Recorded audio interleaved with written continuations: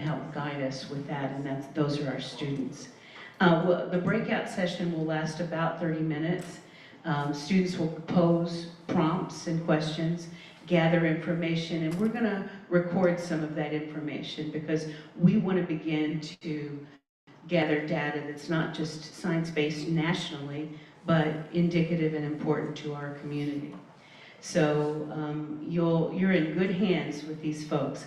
We'll do a little reflection on gratitude. We're starting a digital gratitude journal that will be available on Veracross, and people can read it and be inspired by it or add to it, and that will start with you today. We did it in the faculty meeting a couple weeks ago, and we'll add your narrative to that. We have a wellness moment at the end, and then we have a drawing. So if you haven't gotten a raffle ticket, there's some great gifts there. Thank you, Rob.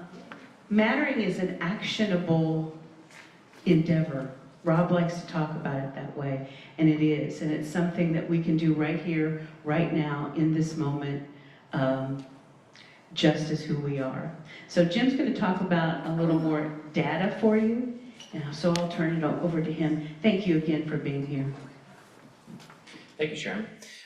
Real quick, so a couple of just small details before I get into the chapter itself. But the book, the Never Enough book by Jennifer Wallace, if you haven't read it, it's really worth a read. It's a fantastic book. The entire book is really good.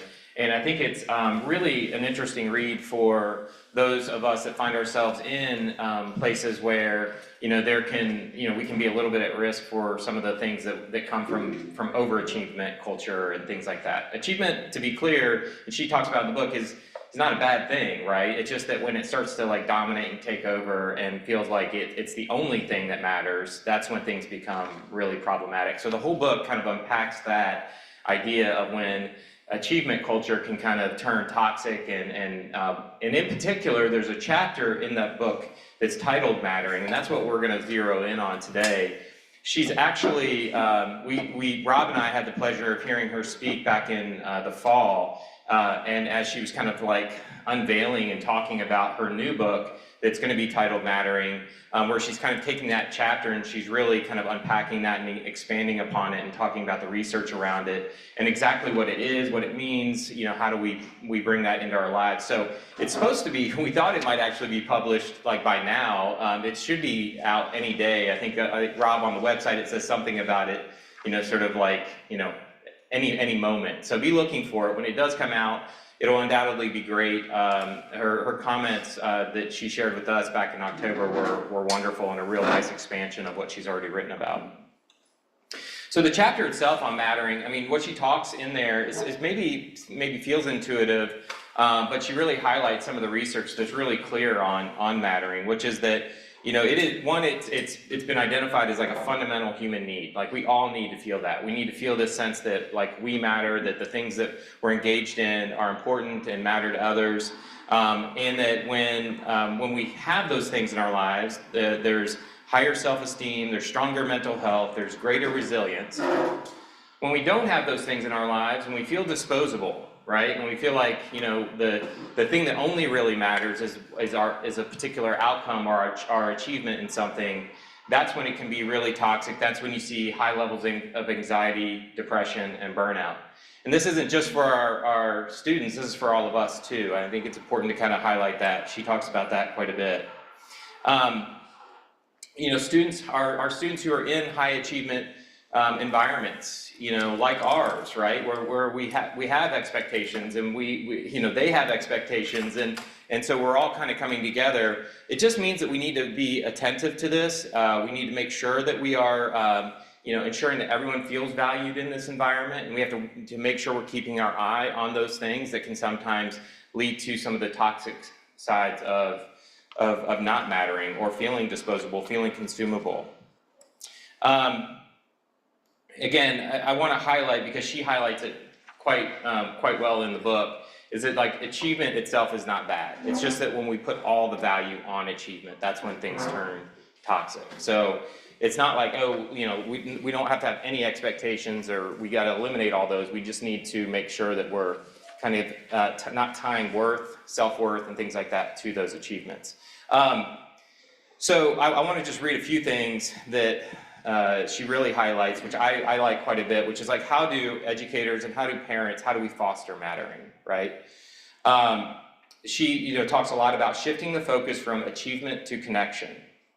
So this means parents and educators praising students for their kindness, their effort, and their character, rather than just the accomplishment. Doesn't mean that you can't still acknowledge and praise the accomplishment, but really making sure that you're praising and acknowledging the effort and the character that goes into it, right? Like if someone wins a game, or they do well on an exam, or they have a great performance in a play, like what was really impressive, like what really stood out to me when you were acting up on stage was like, wow, like the amount of work that you put into this, like that took a lot of energy, right? I've watched you over the course of several weeks or months, like really put all of yourself into it, and wow, you should be really proud of all that effort and that energy that you put in. It really showed up there on stage today.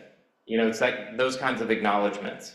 Encouraging intrinsic motivation, helping students engage in activities that they genuinely enjoy rather than those that look good on a resume. As a former director of college counseling, right, I will tell you that this is something that, our college counseling team here and kind of everywhere I've ever been, like college counselors are working hard to like really make sure that students know that it isn't just what you put on the resume. It is like, it's important that you authentically and genuinely enjoy the things that you're doing. I worked in admissions. I can tell you, I can spot from a mile away, and admissions officers can spot this from a mile away, students who are just simply throwing things on their resumes or their activity lists because they're hoping that they'll look good, okay? You can see, you can read it, you can hear it in the students' writings when they write about the activities that mean the most to them. You can tell which ones are real and genuine like enjoyment for them and which ones are just simply fillers, right? If I saw a list of like, oh, this student's like in like 85 clubs, I'm like, well, that's impossible, right? For them to be deeply involved in those. I mean, it was just so, but I do acknowledge there is pressure, right? It's like, it's a competitive, it feels, very much competitive, right? In terms of this, we're in a college preparatory school and there's college on the horizon, and there can feel like the stakes are really high. And so it can be like this, well, I need to do everything, right? And I think it's so important that we as adults in our young people's lives, that we really make sure that we're sending the message. It's not about doing everything. It's about doing the things that you really like to do, things that really bring energy and joy into your life. Those are the things you're gonna go deeper in. Those are the things you're gonna care more about. That's gonna help you kind of actualize and develop into a more whole human being. And that is more important, right? And that's going to actually help you be even more competitive in competitive applicant pools. Create rituals of connection.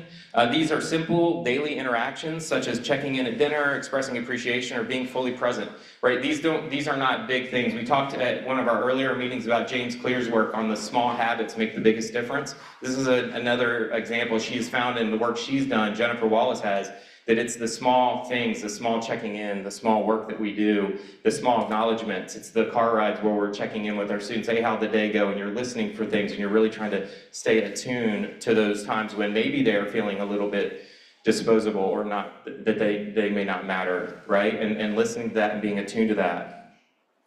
And then one of the ones I really like that she highlights is this modeling mattering, right? And so that means that it's on us too as adults, that we have to make sure that we're demonstrating that we value mattering in our own lives. That means that we need to, with ourselves and with our partners and with our, family and whatnot, we have to show that mattering matters, right, to us, right? That we set boundaries for ourselves. We engage in meaningful relationships. We are present with people when we're talking to them. When we walk by people in the hallway, we say good morning, we say hello, we acknowledge other people, right? Those small little things that may seem like not big deals at all, those are things that our kids from the youngest age are watching, and they're starting to like pick up on how we interact and how we treat ourselves and how we treat others. So that's really important. Okay, enough talking for me. I'm going to turn it back over to Sharon. Thank you all so much for being here today. It really means a lot that you are here with us. Okay, I'm going to ask these fine souls to spread out over the room. You'll go in twos to each table. Take your prompts and carry on.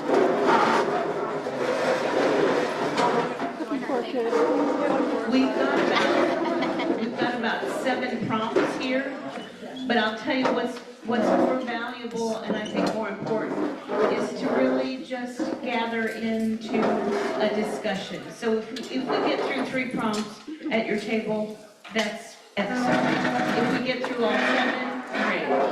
So Sharon, you want me to, Sharon, good kids still want me to play this before they start, right? Yes. Yeah. okay, before we begin, we want to take a look at just a little, just a little idea of a simple definition. And then in the next slide, words from Jennifer Wallace herself. Think of that. After our instincts for food and shelter, it is the instinct to matter that drives human behavior. So, a worthy subject to talk about today. There's a video that Jim and I highly recommend. We've sectioned a portion out to you, about a 4-minute section, that we're going to play, and then we'll go into the leadership of the students at your table. So here we go with Jennifer Wallace. The word to our companies is 100% contingent on our performance. So as a society, we don't do a good job on delivering on mattering. The researchers who study it say that after the need for food and shelter, it is the need to matter that drives all of human behavior, for better and for worse. For better, when we feel like we matter, we show up to the world in positive ways. We see abundance, we see cooperation instead of hyper-competition. When we don't feel like we matter, when we have low levels of mattering, it can cause us to act out in destructive ways. Oh, I don't matter to you, well, I'll show you I matter. A school shooter is the most tragic example.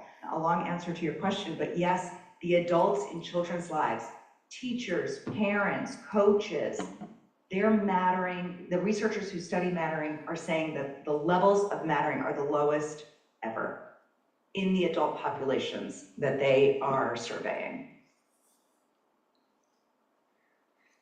All right, you may begin. And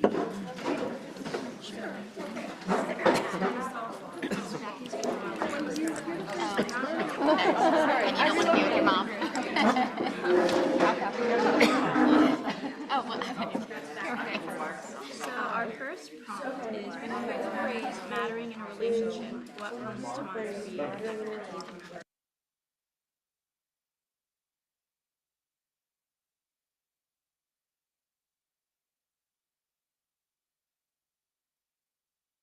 Hey, we're so excited. They think of you so you matter to them.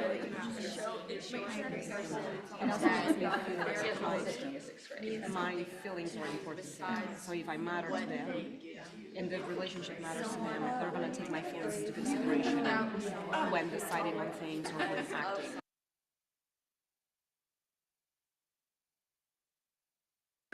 Really good traveling somewhere. I mentioned I was worried about a doctor and it's on Tuesday. I was going to text you away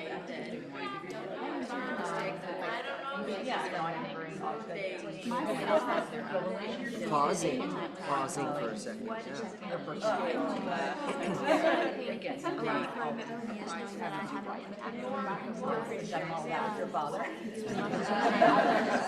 next day after, it was so weird that he was and I was like, aw. I love that because I think that like knowing that it makes a difference when you're around a person that you're an impact on their day and that things that they do Something that really makes matters me to them helps you feel like they matter. is just like little small things that say like, I'm proud of you. Hey Kurt, join us. Our second prompt is in your close relationships. Speak up a little. In your close relationships, what does it mean to feel that you matter? Might you share an example when you felt especially valued? So that's similar to what we just did, but a little bit different because there are some things. And also just specifically to yourself rather than to the general. Do you think that if a child could you read it one more time? In your close relationships, what does it feel, or what does it mean to feel that you matter? Might you share an example when you felt especially valued or someone close to you? Well, I think what what Emily said earlier, that they took a minute to pause and think about you, and it's like, thank you for remembering, thank you for asking. It had nothing, it had nothing to do with like all of that, like I know that there matters that plenty on this doesn't make me feel like it's just checking a box of what makes the train but it's what makes me feel like I matter, and I feel like that's what we have to do for each other, is we have to really, especially in today's world, what they just said, that it's at an all-time low, so I think we all have to make an effort to step outside of ourselves for whomever, and receive it as well. It really does take being mindful and present. but it's only running that text to her level. And I don't know how she does. I don't know if she puts a note on her phone. I mean, there's one thing like recently where anytime I've mentioned seeing a travel or something, but it has been fun where we were going to go. I never know where we go. She mentioned last year I was like, this is what I want to do. Write down. She's like, I'm going to go mountain ago. And Morgan was like, Yeah, I like to try and do this. and if my friend said, like, I don't care, but like mom really wants to And she told me that at school, so later I made sure I said, but for something to be like, my child, but I so I think it's kind of really making the effort to show someone that you matter. It also helps a little bit, you know that you matter yourself because you know that you're making an impact. That's a good point. Next we have, do you think that if a child knows they matter, whether at home or at school, it impacts self-worth, learning, and self-motivation? Why or why not? Yes, because I think it's part of like the whole self-esteem and like I'm not just this like silo of a human being. Like I actually do impact other people positively or negatively, and like knowing that there are these like connections that we make, even if it's like a stranger walking by on the street, like you can still impact them, So I think it's very important for all of us to understand that mattering helps. When a child knows they matter, I know that, like, I feel like good with knowing that I matter, and that helps me feel motivated to learn and to do good at learning, and to just try my hardest at learning, because I know that once there are, like good consequences from that, and I will feel good about myself, and my parents will be proud of me. So I think that's part of it, for sure. My grandma will text me, and I know she's not Also, if it's that does not matter, then it's really easy to start with themselves. Well, if I don't matter, why am I? Like, think about children that are neglected, like the opposite end, that are not nurtured. Yeah, like you get into that path of if I don't matter, what I do doesn't matter either. So why try? Why should I be doing good things? Why should I be do anything? I don't matter, and as a consequence, anything else that I do matters.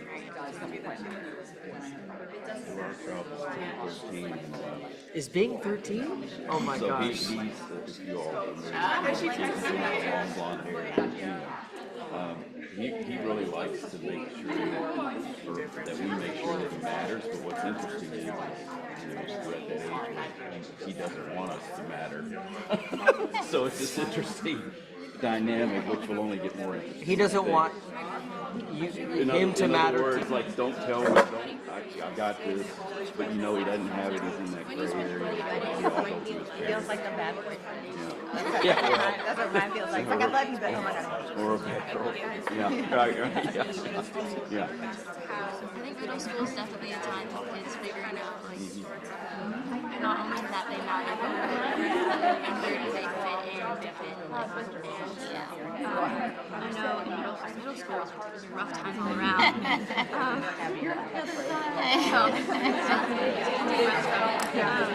think there's a lot of like handoffs. Where do I fit in? Do I want to fit in? Is it better to not? That kind of thing. Figuring out like what you want yourself to be. It's almost like more important than for parents during those years, right? To like try to figure out that push-pull of like, okay, I'm not gonna like maybe hover when your friends are around, but you know that I am here like when you do decide that you would like to be in my life. And like, you know, it's like that weird push-pull. So, do you think that different generations need to experience or express mattering relationships?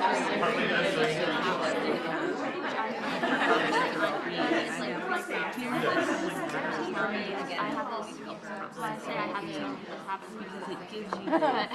So I was at my grandparents' Even if it's like some spaces uncomfortable and I'm not quite sure what to do with it, you know I have a place where I can feel like I'm on solid ground and that I'm valued. And it may be just one little thing or one small person that says like, I see you, I get you, but that is the space I have. You know, it's like I know I have to show up to take the dishwasher tonight at the house. Like that is my space that I have. She said, no, like I'm his wife, that's my role, is to make dinner. And I thought, well, that's so interesting because nowadays that's so reduced. Not only are some people just not but it's a lot more fluid now. There's not such a It really does help. And when that, you cannot imagine how happy we're. It's like I have a place. I don't have a grasp of.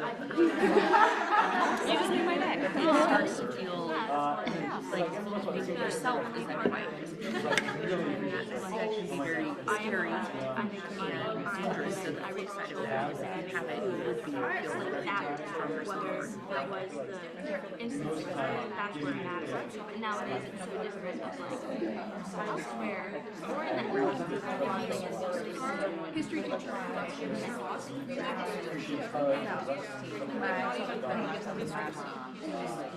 She does such a great job of like the traditions matter. But in a very, and then what she brings to the table for them, ask her to do something that she already was requesting. And to her, this was like, I don't miss it because like my decision of being independent and doing it didn't really matter. And then if we let her come to it, it didn't always happen, but if she was the one owning it, then she felt like she mattered. The thing she would do because,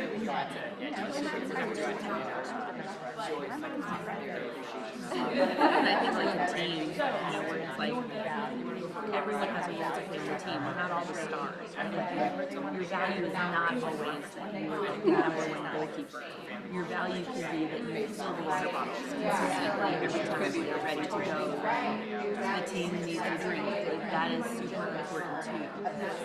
You know, like tying the mattering pieces, not necessarily to the achievement or sparkling. I remember and I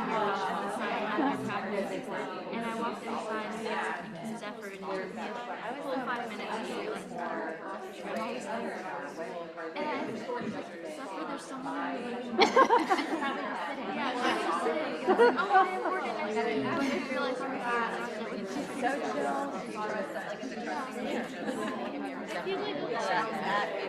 Grandpa Jack and Grandma Kay, for example, they had a very different relationship than Dad and I did. And I do think as my become more independent.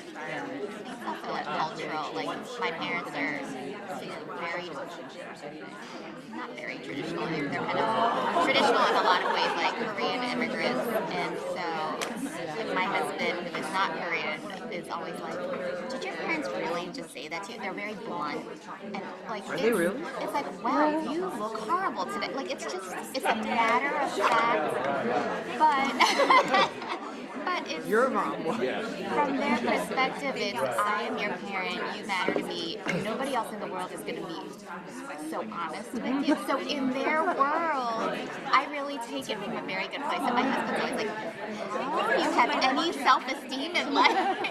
But it's because I know like why and where it's coming from that I can take it as like, oh, I matter to them, and therefore they're telling me this, and it's not coming from like a place of like just pure criticism. Yes, like it's.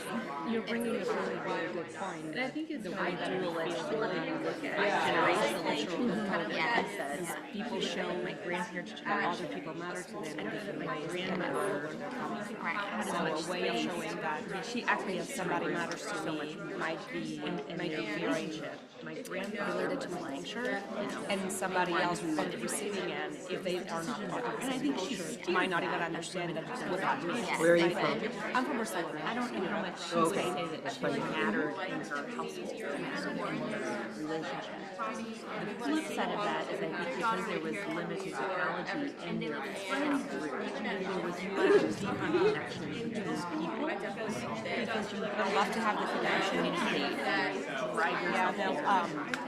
My son is Liam Minor, in a way that's different. So he's always we go there every Saturday. So it's really interesting to see as well when he goes there during the Saturday how he is on the receiving end and have your love and all that mattering, but like the Barcelona version of it. Lovely. And he sometimes just does the other side of that. This is interesting because we just came back from India. Like that wouldn't Where my parents were from. So Robert, my spouse, and Raphael, we went, and I think they were completely overwhelmed because I have like 30 cousins on my mom's side. They've never experienced that much. That in some of these countries, people will just drop everything to show up for people, and you go, beyond like. Because I feel like those societies are much more interdependent and connected than the U.S., which is a very fragmented society. So, in Spain also, so they were just like, they didn't want to come back. In Spain, Huh? family and the community. We are, yeah. The ways that they show that I matter and my kids matter when we live is probably like a couple months before they all start texting each other like, when is this going? When are they coming? Like, all right, we need to put it in the calendar. Like, what are we organizing? How are we doing jobs? And I don't even have to say anything. And my mom is like the master. So I randomly get one text one day from my mom saying, "Do you have the plane tickets yet?" I'm like, "No, it might be. Well, we need to we need confirmation now. Dates that you're all going to Spain, so we can organize something every weekend because we have to see everybody." Right. Isn't it so actually? How am I getting it? And we have all the weekends. We've got something with that because we have to see everybody. and there are moments that as parents you're like, how are you getting confused? Oh, like there's a balance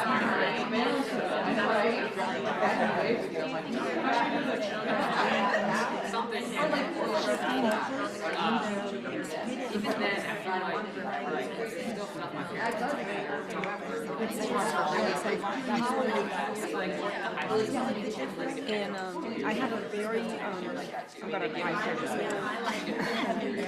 But, oh, Yeah, exactly. They were prepared for us. so when Billy died, so when he died, one of the things that made a huge difference how everybody would rather to help Liam and to help me go for that. I have to say, I was the changes in my English were I'm not going to say we never questioned that he was in and one of the best selling things was the academics part.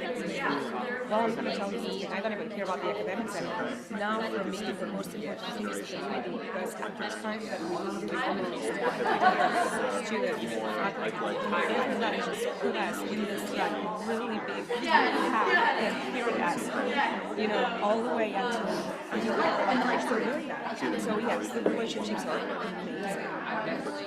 As they love relationships, now I'm going to cry a little bit.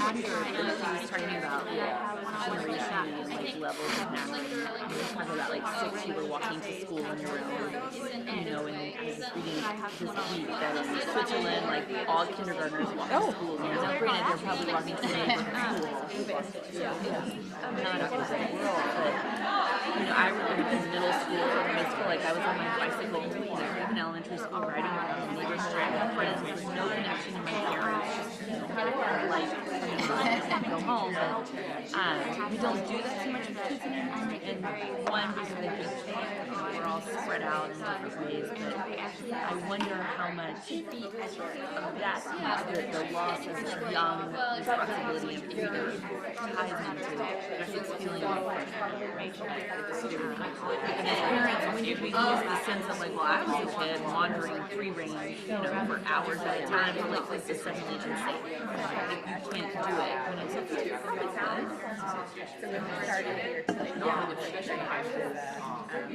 What do you think?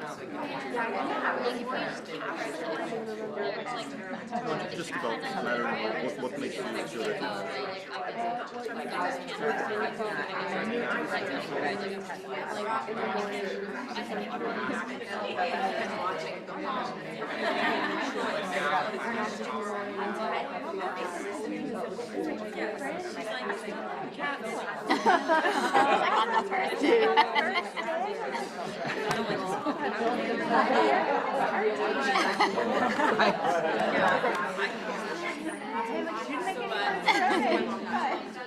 What's our next one?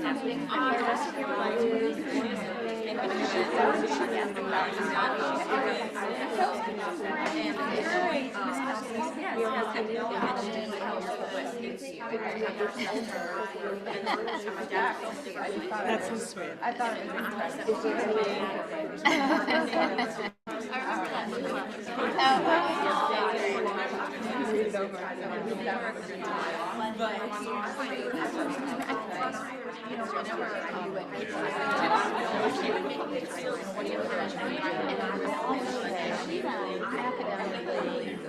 Academics and faculty cannot but I was just socially and many parents and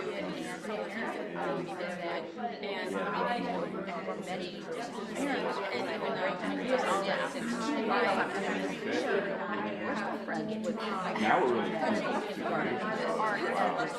so that really I still think solidified. the school doesn't show us and people go through. I actually think the parents are the same way. Both parents have been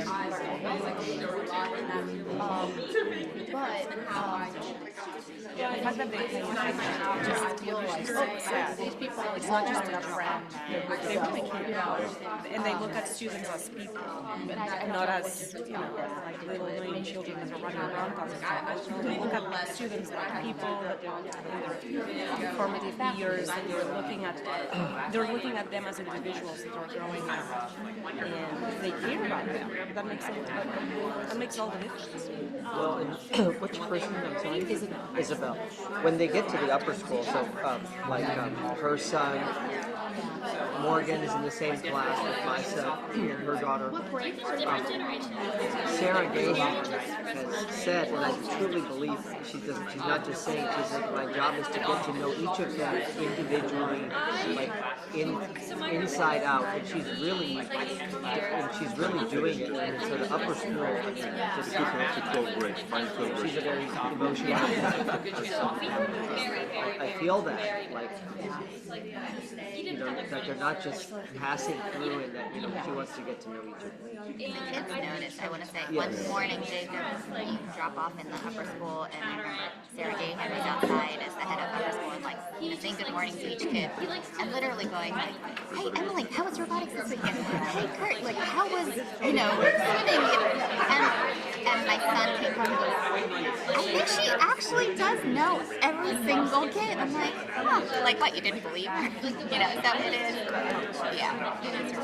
And I think another way of looking at it and seeing that this is super real is when there's any event, the amount of students and the amount of alumni that come back here and, you know, like you see those connections with the teachers, like you genuinely see two people that are reconnecting after months of seeing each other and asking that's gender. You can go back to the school for an event of different right? Feel like you're not But they don't explain it does get better. and Because I feel also, like I think it's a good way to see that this is the amount of parents that with alumni that are and that bring their children back here. I'm sure next time we see each other. The second part of your question, do you see areas where we could be like doing better, either as students or teachers or parents? I can't really get them this right now, and I don't know if they, how appreciative I am, not the way that they should specifically, but I like, I'm a kid, so I don't have a relationship really high, so I try to get that I know the most that I can do, what I have to do, and I really want them to know how it's always I know that the first year worked really hard to make sure that all students have one, at least one faculty mentor. you like to do their grants Because the research has shown that they should just have a permanent relationship of students like this. And so this is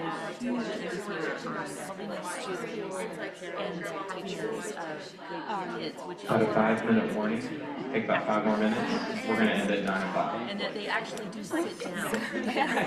Something like that. I think for parents who are And if there's someone going extra, you know, that it's even as events, it's very easy to go and introduce yourself to parents, but maybe for parents who are, you know, whether or not the child is more on the shy side, even having all those people around, that's not the idea that you're going to connect with somebody who can start a conversation. So I think it might be helpful at some point, especially for those families that are coming into the school, to have some of the kids say, almost like a jump start to having some people know that Like 15 and I think tell me how it's and I think for the upper school, it happens some in middle school, but especially the upper school advisory keep the same years. That person really does become in touch. Whether or not it's like your person, it is still a person that you know is like intimately connected with you. And wondering if there's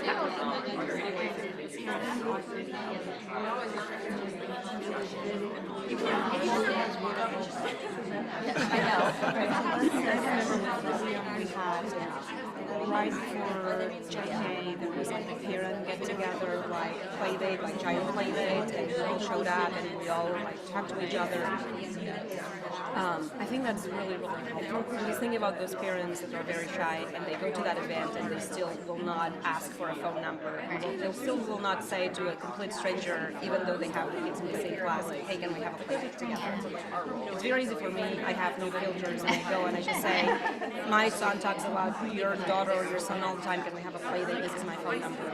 Some people something like this. This is perfect because you already have that conversation. We've already talked to each other, and you know, I don't know, like that, like facilitation of like, hey, phone number. Let's organize a phone number.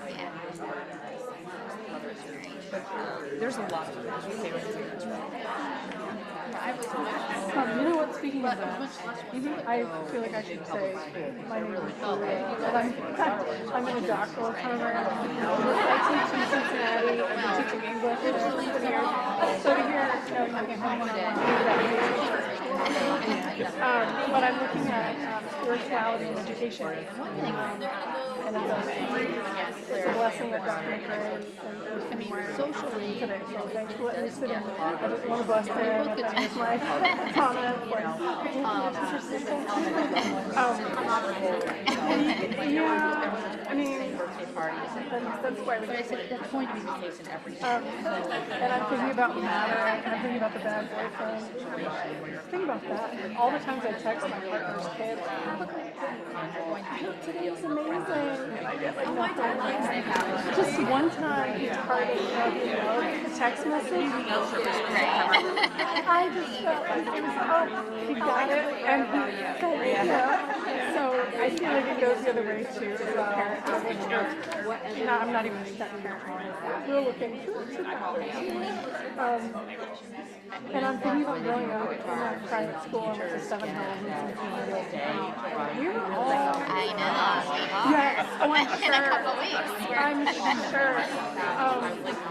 And just the fact that all of the families were in different neighborhoods, it was kind of hard to figure out, you know, how to do playdate, you know, I guess, to figure out the different neighborhoods. There were some that were really the neighborhoods where neighborhoods if we were at 7 Hills. But there were, you know, some people were totally different neighborhoods. So I thought that was interesting going and then driving involved. Then there's something about driving lessons, about getting across the city to go see somebody.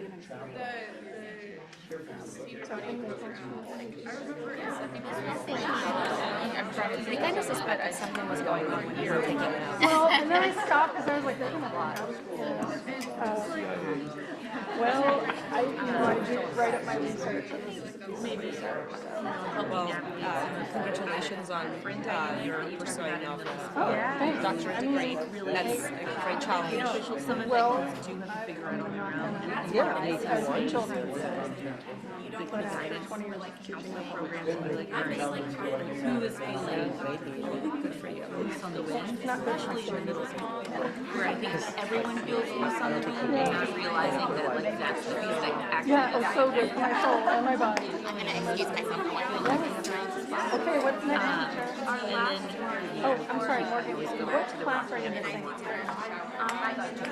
Then you are sad that you're missing all the content. This year, You're happy to be out of chemistry. So you took it early. they said, you know, basically you have to have this. So she's saying to math, you had to give up art for chemistry was not where I thrived either. That was my major undergrad, chemical engineering. I'm a physics major, and there was a little bit of rivalry always between chemistry and physics. Physics, very abstract. I think it's great to have the art and have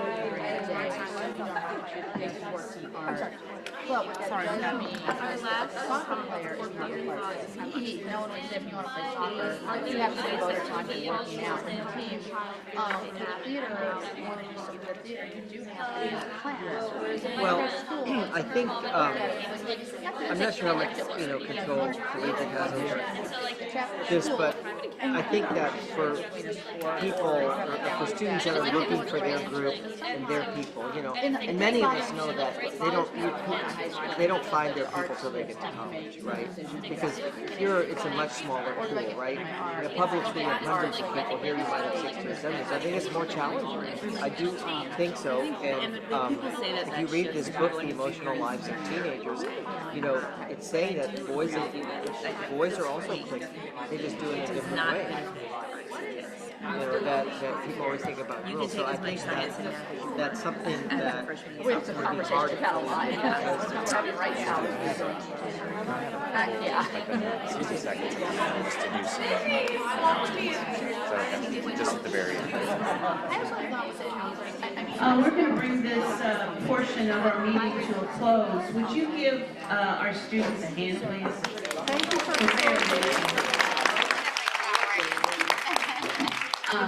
I don't know about you, but our conversation at our table was amazing. You have on your table a sheet that starts with the word gratitude, and then you have sections of areas where you might be grateful. We're starting a digital book on gratitude that'll be on Veracross and open to our community. So just pick that up, pick a couple of areas, write why you're grateful, give us some of your thoughts about any of these areas that you want, and just leave them on the table. I'll collect them. It's anonymous. You don't have to share your name. Leave on the table. I'll collect it and look for that digital book in the next 2 weeks. After you do that, we have one more effort for the meeting today, and then we'll be on our way. So share those gratitudes. Students, thank you. I'll let you get back to class now.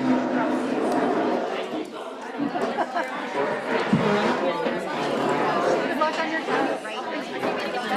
Oh, you took great notes. Oh my gosh, thank you. Thank you, thank you. Thank you, Addie. Yep, I can take all that. Yep, thank you. Yep, he does. Yep, he gave me a bunch. Thank you. Thank you. I have it. Thank you. Thank you all. Appreciate your help. Thank you so much. Did she say? All right, it's okay. And it's anonymous. If you're thankful for related to collegiate, or just in life? All the categories. For that specific thing. Okay. So it doesn't Good notes. Great. Thank you so much. Thank you. Thank you.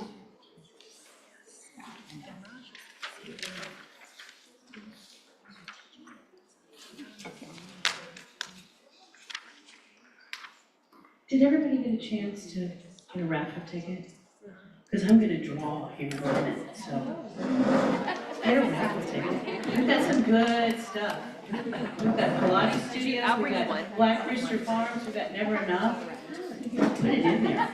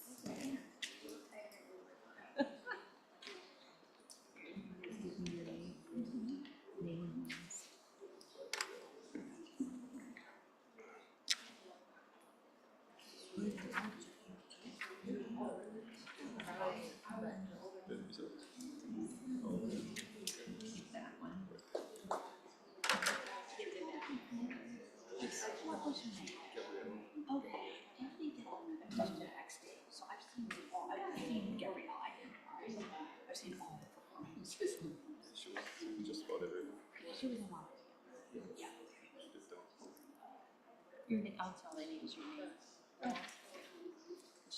About 2 more minutes with the writing, and then I have one thing I'd like to share with you. Jim's got some announcements, and then we'll draw for the raffle.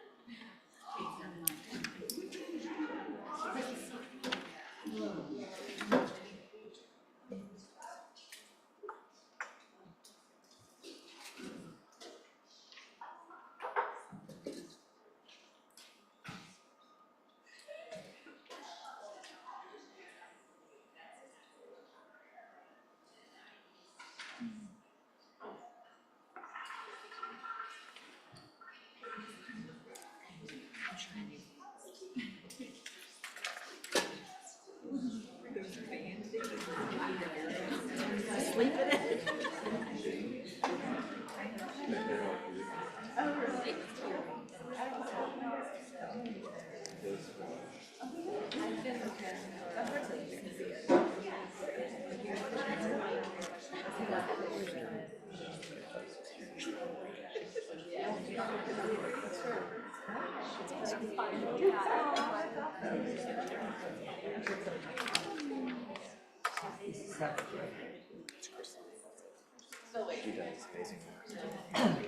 We've known them when they announced at the swimming pool that. Okay, as you bring your writing to a close, I'm just going to ask that you put pencils or pens down and papers down and just lean back in your chair for a moment if you would. Just lean back in your chair for a moment if you would. And if you would close your eyes, or if you would prefer to keep your eyes open, just take your eyes on an object in the distance. Don't study it, just let it go soft, so you have a sense of soft focus. And would you just feel your body, the weight of the body in the chair, out supporting you? And if your jaw is tense, you just release that. Let the jaw release so the tongue relaxes in the basin of the mouth. And let the lips be slightly parted. And inhale for 1, 2, 3, 4. Hold 2, 3, 4. And then a long exhale, please.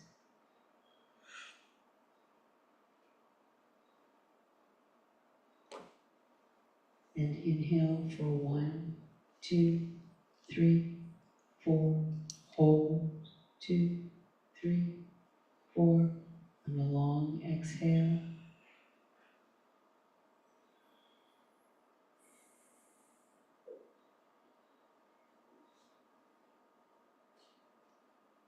Last time, inhale, 2, 3, 4. Suspend that, 2, 3, 4. And a long exhale.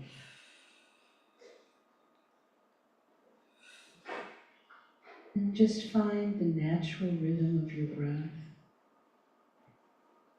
It drops in and falls out. No force, no push, no shove. Simply allow that breath to drop in and fall out. As you let tension drain from your scalp, from your face. With each subsequent inhalation and exhalation, as the breath falls out, you release tension from shoulders, upper back, arms, belly, groin, and legs. Breathing in at your own pace, and as the breath falls out, releasing tension from your legs, your feet. Just staying with the breath. Just staying in this moment, for truly that is all we have.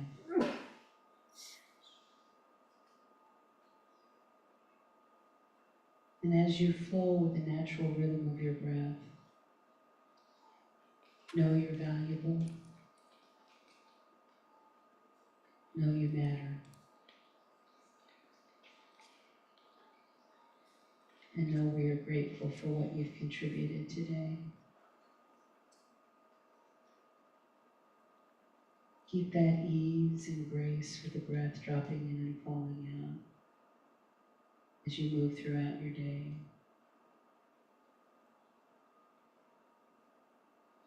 And as your awareness returns to this room and your eyes come open,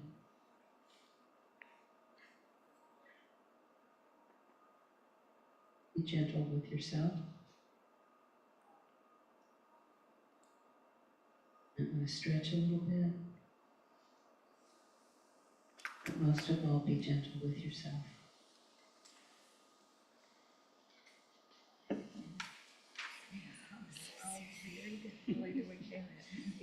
Good, thank you, Sharon. I've got a few quick announcements before Sharon draws our winner here today. The first is on March 18th is our next wellness series. We're going to have an author with us. Her name is Emily Cherkins. She's written The Screen Time Solution. She's a national author and expert in all things digital health. And she's actually coming in to, we're kind of piggybacking on the Filson, that she's coming in to speak at the Filson Society, and then we were like, oh, she's going to be in town, and it just so happens that we have a wellness series that day, and so we were fortunate enough to kind of get in touch with her and have her come. So it's really going to be wonderful to have her here on campus. So tell as many folks as you can. I think it'll be incredible. She's we're almost a year into this, our new cell phone kind of policy and trying to think about digital health here on our campus. She's gonna expand upon that and really kind of do digital health 2.0 for all of us. So she's gonna talk about, and it's not just about phone usage, it's about screen time. So everything from, our 4-year-olds to 18-year-olds, or, you're gonna find something really valuable at this. And she's gonna talk about recommendations for the family, like how do you navigate and negotiate all this. More and more research is coming out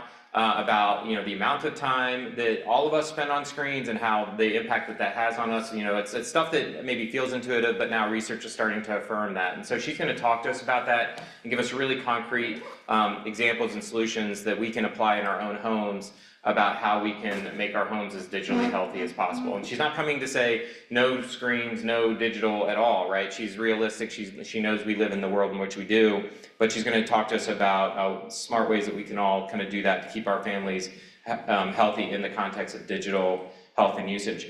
Along with that, there will be a survey that'll go out. She likes to collect a little bit of information about just sort of like usage and habits. It's all anonymous, right? So don't worry, she's looking to capture some data that she can then talk about and speak to and reference during her time with us so that she can be really pointed and specific about how, digital usage, plays out here in our community among our folks. So look for that to come.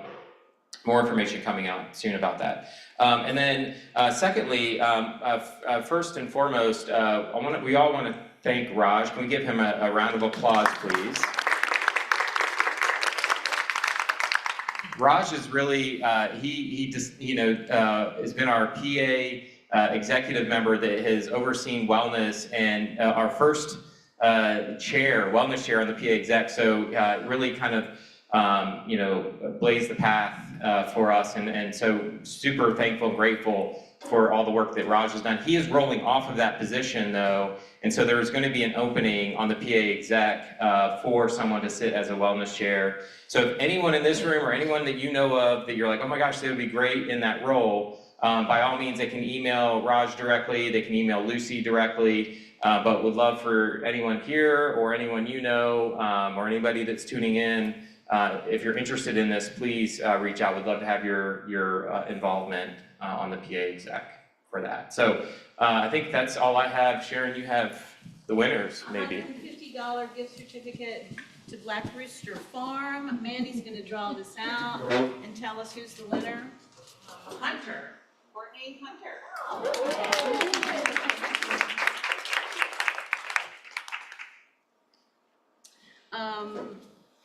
A 5-pack gift cards for the Pilates studio. We've got 2 of these.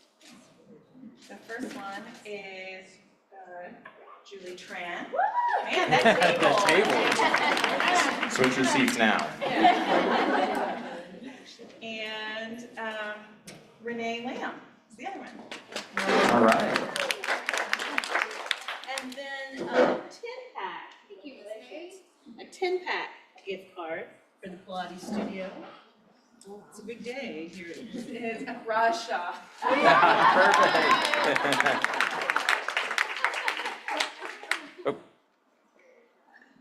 It'll go good with yoga. It will. A copy of the book Never Enough. Stephanie Fallon. And Kathy Abbott has graciously offered free passes to the studio for everyone. So pick up one of these on your way out for the Pilates studio. Thank you for coming today. Bless you.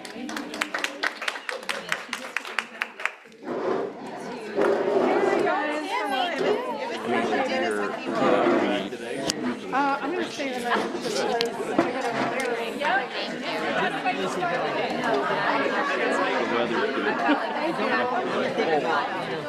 One more time. Yes, yes.